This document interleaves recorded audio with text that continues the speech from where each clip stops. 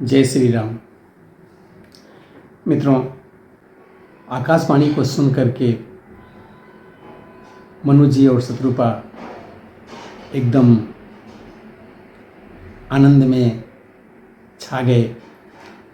मनु जी दंडवत करके प्रणाम करके उन्हें बोलते हैं, उनका प्रेम हृदय में नहीं समा रहा था। क्या कहते हैं मनु जी, चलिए कथा के माध्यम से देखते हैं। सुनु सेवक सुर तरु सुर धेनु, विधि हरिहर बंदित पद रेणु। सेवत सुलभ सकल सुखदायक, प्रणत पाल सचराचर नायक। मनु जी ने कहा कि हे प्रभु, सुनिए, आप सेवकों के लिए कल्पवृक्ष और कामधेनु हैं। आपके चरण रज की ब्रह्मा, विष्णु और शिव जी भी वंदना करते हैं। आप सेवा करने में सुलभ हैं तथा सब सुखों को देने वाले हैं। आप शरणागत के रक्षक और जड़ चेतन के स्वामी हैं। जौं वैनाथ हित हम पर नेहु, तो प्रसन्न होई यह बर देहु। जो स्वरूप बस शिव मन माही, जेहि कारण मुनि जतन कराही। हे अनाथों का कल्याण करने वाले, यदि हम लोगों पर आपका स्नेह है तो प्रसन्न होकर यह वर दीजिए कि आपका जो स्वरूप शिव जी के मन में बसता है और जिसकी प्राप्ति के लिए मुनि लोग यत्न करते हैं, सो भुषुंडी मन मानस हंसा, सगुण अगुण जेहि निगम प्रशंसा। देखहि हम सो रूप भरी लोचन, कृपा करहु प्रणतारति मोचन। जो काकभुसुंडी के मन रूपी मानस सरोवर में विहार करने वाला हंस है, सगुण और निर्गुण कहकर वेद जिनकी प्रशंसा करते रहते हैं, हे शरणागत के दुख मिटाने वाले प्रभु, ऐसी कृपा कीजिए कि हम उसी रूप को नेत्र भर करके देखें। दंपति पचन परम प्रिय लागे, मृदुल विनीत प्रेम रस पागे। भगत वत्सल प्रभु कृपा निधाना, विश्वास प्रकटे भगवाना। राजा रानी के कोमल, विनय युक्त और प्रेम रस में पगे हुए वचन भगवान को बहुत ही प्रिय लगे। भक्त वत्सल, कृपा निधान, संपूर्ण विश्व के निवास स्थान या समस्त विश्व में व्यापक सर्वसमर्थ भगवान प्रकट हो गए। नील सरोरुह नीलमणि, नील नीरधर श्याम, लाजहि तन शोभा निरखी, कोटि कोटि सत्य काम।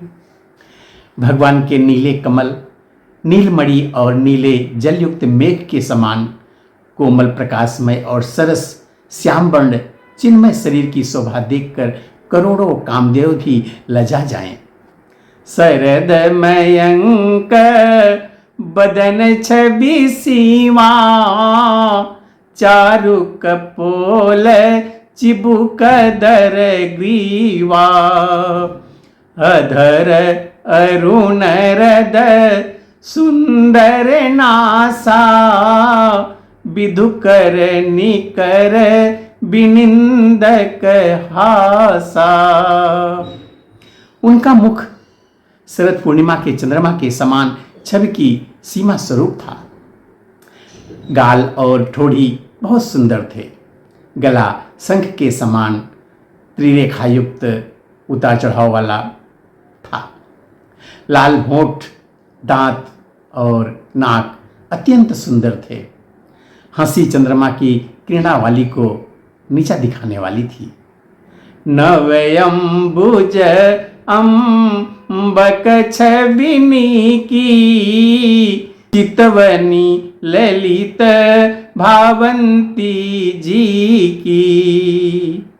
भ्रिकुटी मनोज चाप छबिहारी, तिलक ललाट पटल दुतिकारी। नेत्रों की छवि नए खिले हुए कमल के समान बड़ी सुंदर थी। मनोहर चितवन जी को बहुत प्यारी लगती थी। टेढ़ी भौहें कामदेव के धनुष की शोभा को हरने वाली थी। ललाट पटल पर प्रकाशमय तिलक था। कुंडल मकर मुकुट सिर भ्राजा, कुटिल केस जनो मधुप समाजा। उर श्रीवत्स रुचिर बनमाला, पदिक हार भूषण मणि जाला। कानों में मछली के आकार का कुंडल और सिर पर मुकुट सुशोभित था। टेढ़े घुंघराले काले बाल ऐसे सघन थे मानो भंवरों के झुंड हों। हृदय पर श्रीवत्स सुंदर बनमाला, रत्न जड़ित हार और मणियों के आभूषण सुशोभित थे। के हरि कंधर चारु जनेऊ, बाहु विभूषण सुंदर तेऊ। मकरी कर सरिस सुभग भुज दंडा, कटिनि संग कर सर को दंडा। सिंह की सी गर्दन थी, सुंदर जनेऊ था। भुजाओं में जो गहने थे वे बड़े ही सुंदर थे। हाथी की सूंड के समान उतार चढ़ाव वाले सुंदर भुजदंड थे। कमर में तरकश और हाथ में बाण और धनुष शोभा पा रहे थे। तड़ित बिनिंदक पीत पट, उदर रेख वर तीनी। नाभि मनोहर लेति जनु, जमुन भवर छय बिछीन।